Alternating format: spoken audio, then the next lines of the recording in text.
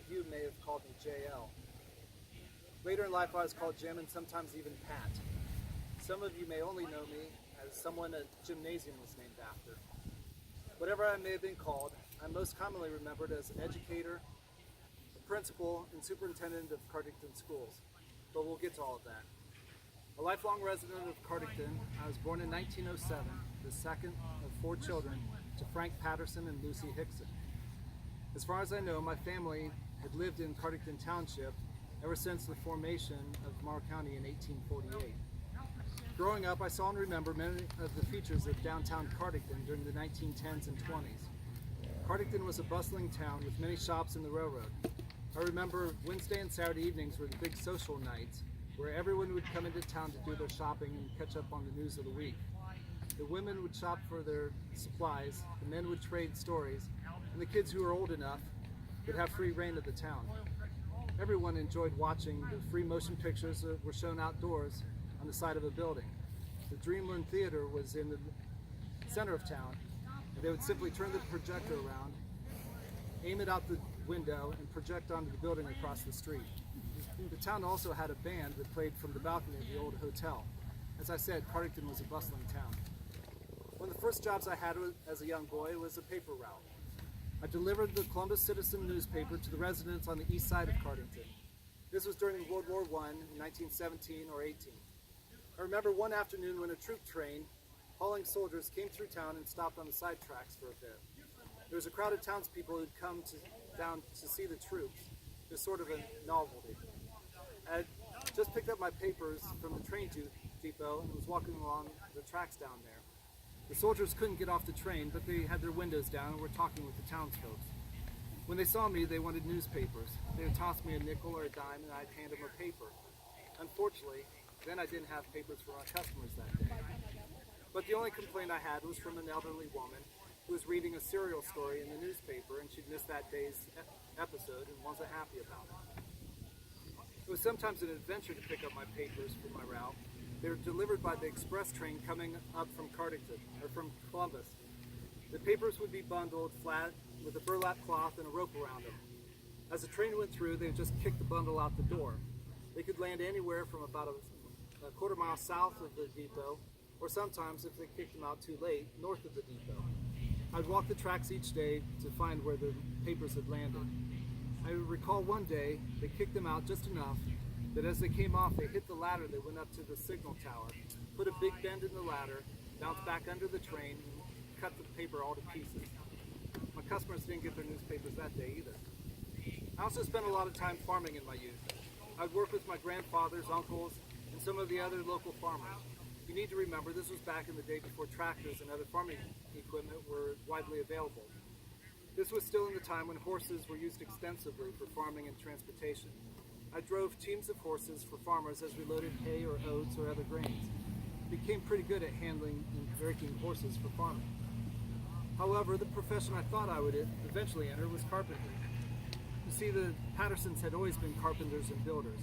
My great-grandfather, grandfather, and uncles were all builders. My father had also gone into the business. He did construction and remodeled houses and built many of the barns in this area. I had planned to work for him during the summers while I was in high school, and then join him in the business once I graduated. Then in 1924, the summer between my junior and senior year, my father made a decision that changed the course of my life and the lives of my future children, grandchildren, and many, many others. That summer, my father quit the construction business and went to work running the Peck lumber yard here in Cardington. With that decision, I had to begin thinking of a new occupation. By the time I entered my senior year of high school, I had decided I wanted to go into teaching.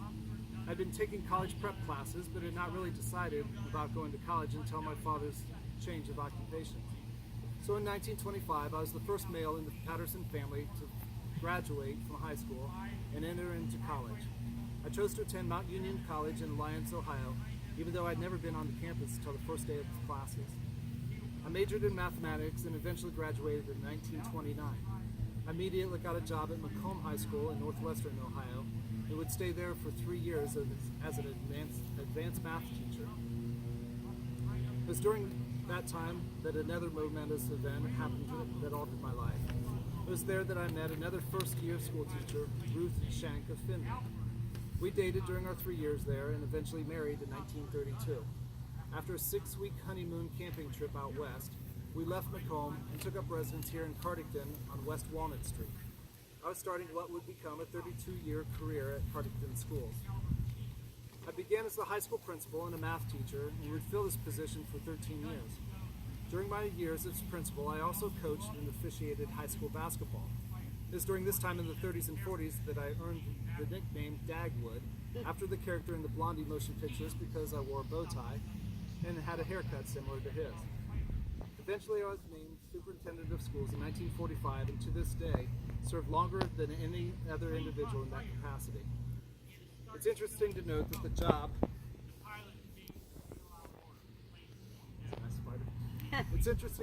job of superintendent was much different in those days. My job duties were varied and included things like classroom teacher, class scheduler, bus driver, girls and boys basketball coach, baseball coach, counselor, human resources, purchaser, chaperone, school nurse, carpenter, ticket taker, treasurer, field crew, custodian, theater director, tour guide, gardener, and kitchen help. On snowy winter mornings, I would drive up to 50 miles of backcountry roads to determine which were passable for the buses. During World War II, the school had a victory garden where we grew produce to be used in the school cafeteria. And we even had a large vacuum canner that we used to put up vegetables to later feed to the students. Some of the achievements realized in the school during my tenure were the passage of 2 bond issues and a building addition to expand the classrooms and add a gymnasium and other facilities. We brought back the school yearbook, The Pirateer, and we began class senior trips, first to Cincinnati and eventually to Washington, D.C. And in 1961, Cardington and Fulton schools were consolidated. Also in my second year, we brought back Cardington football after a 37-year absence. That first team had a record of 1-6.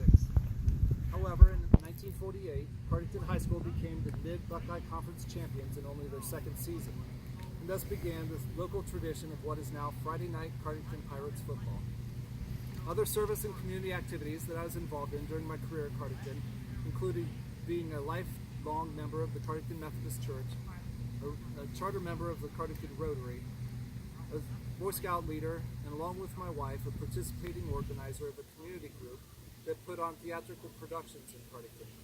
In 1947, when a group of residents organized a committee to form a county hospital, I served as the chairman and then secretary of the Morrow County Hospital Planning Committee. I finalized my years at Cardington Schools in 1964 when Ruth and I both retired. The school honored me by naming the school gymnasium the Patterson Gym. Ruth and I built our retirement home in New Hampshire while keeping our house here in Cardington on State Route 42 north of town.